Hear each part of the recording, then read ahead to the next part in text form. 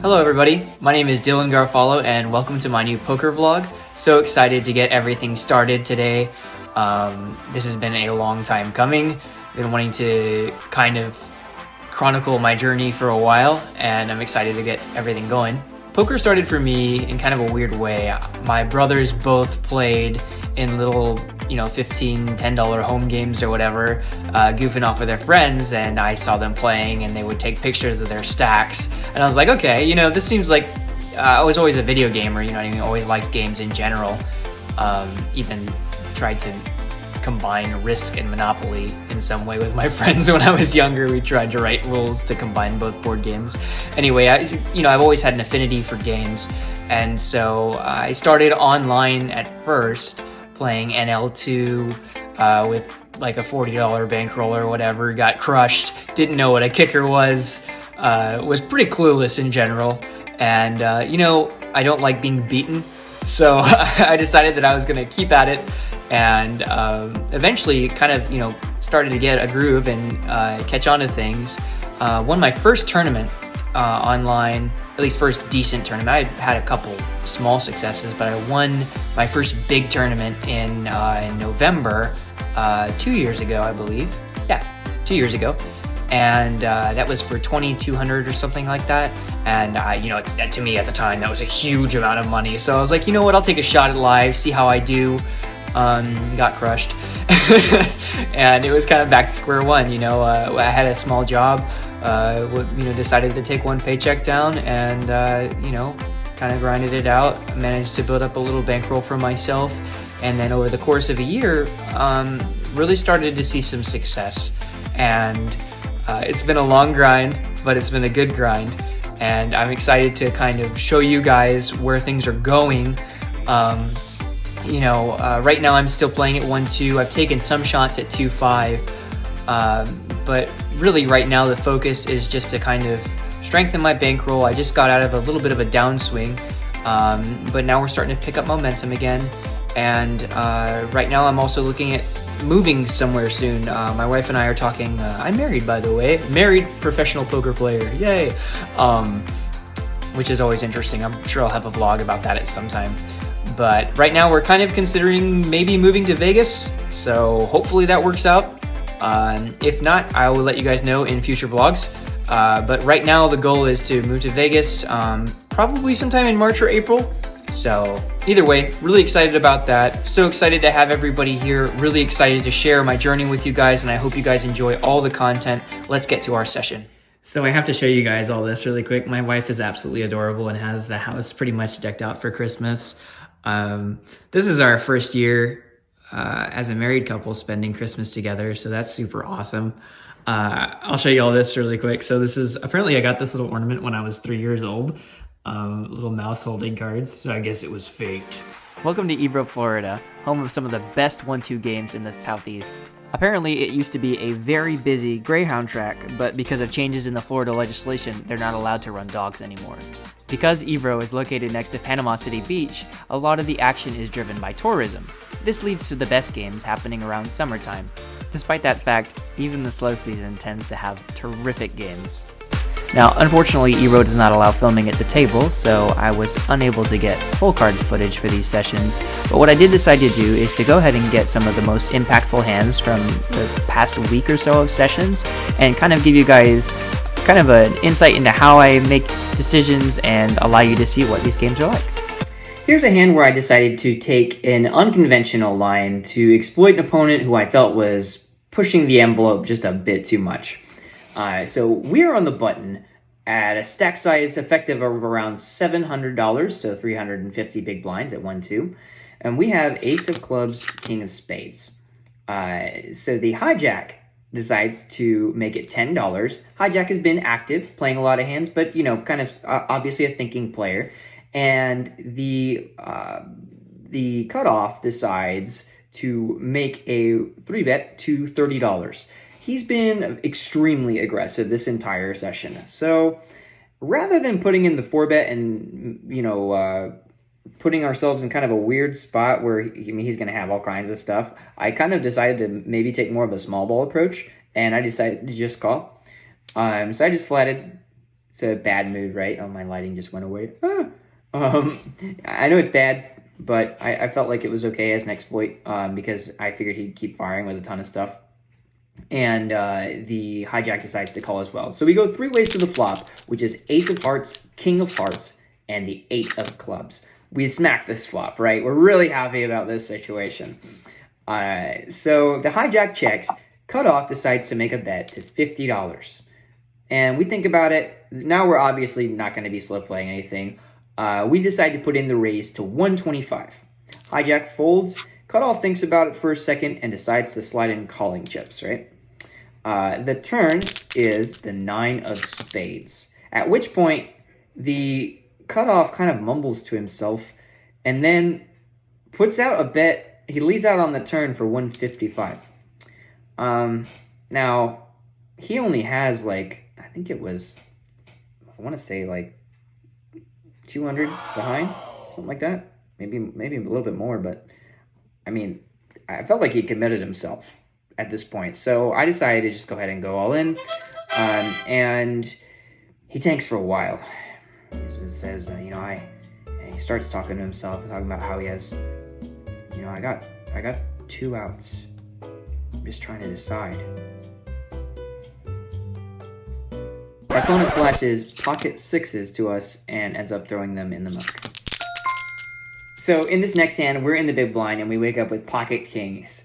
We're about $1,000 deep, which is 500 big blinds for the 1-2 game. Very deep. Obviously, we want to play a big pot, but we, obviously still have to tread lightly because we're playing so deep, right?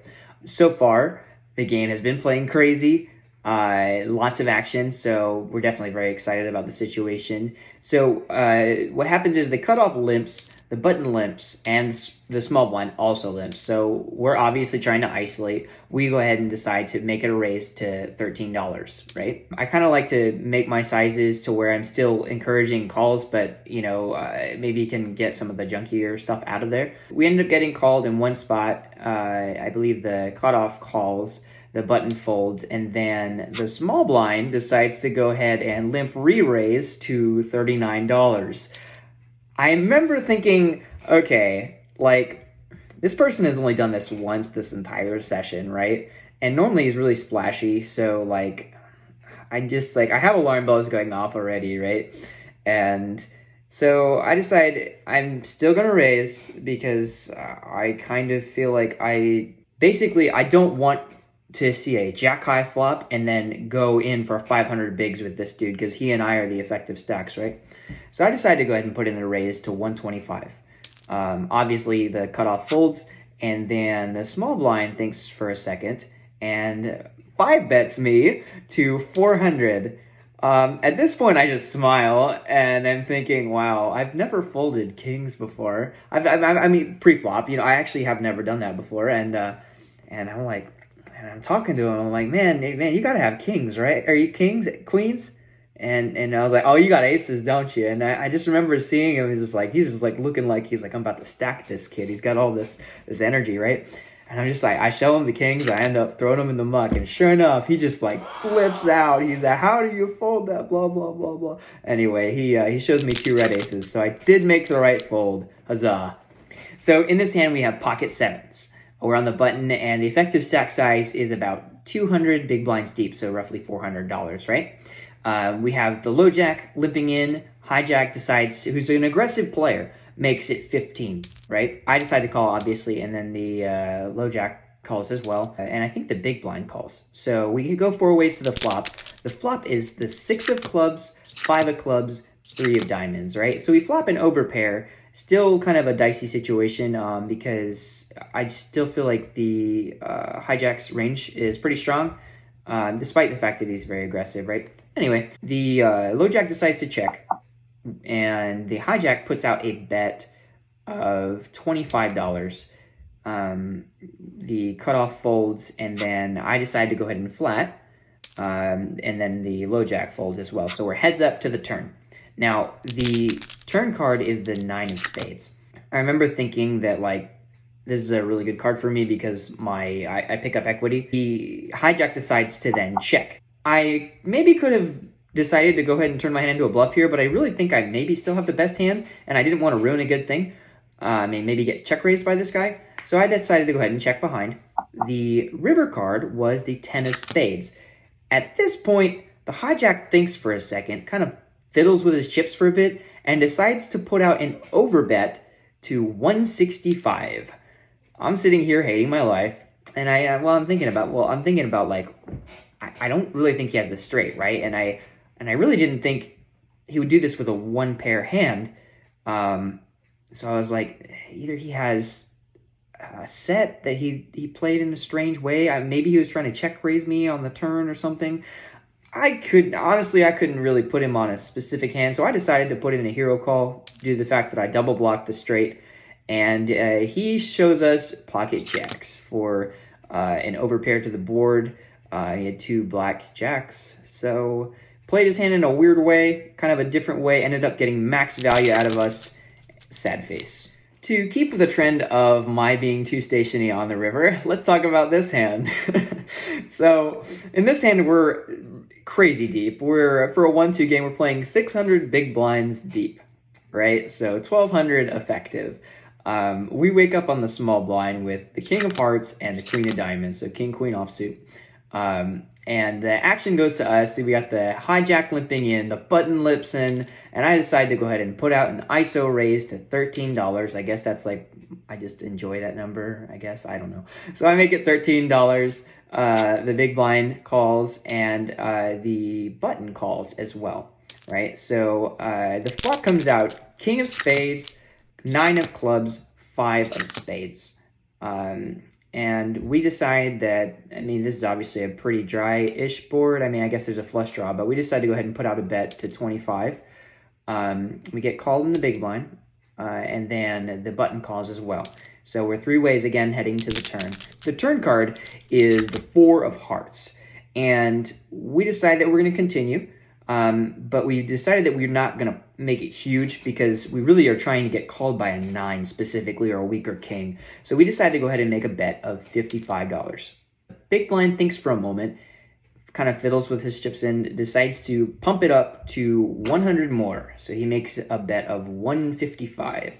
Yikes. Like I felt like he would have like maybe 7-6 of spades as far as bluffs are concerned, maybe 6-8 of spades. I felt like there were lots of spade draws. I didn't think that the 4 improved his hand, unless he had a draw. So I went ahead and decided to put in the call and see what happens on the river. The river was the 7 of clubs. And I decided to check, and the villain in the big blind makes a bet of $300. And I remember sitting there thinking, like, I'm not happy with this situation. I really felt like my opponent was bluffing, which is usually a surefire sign that they're not. But I remember thinking, I was like, there's no way he's doing this. Again, I don't really think people do this with one pair of hands. So it's a polarizing bet. They either have like, a straight or a set or nothing. The first words out of my mouth was, I was like, maybe you slow play pocket 5s, pocket 9s.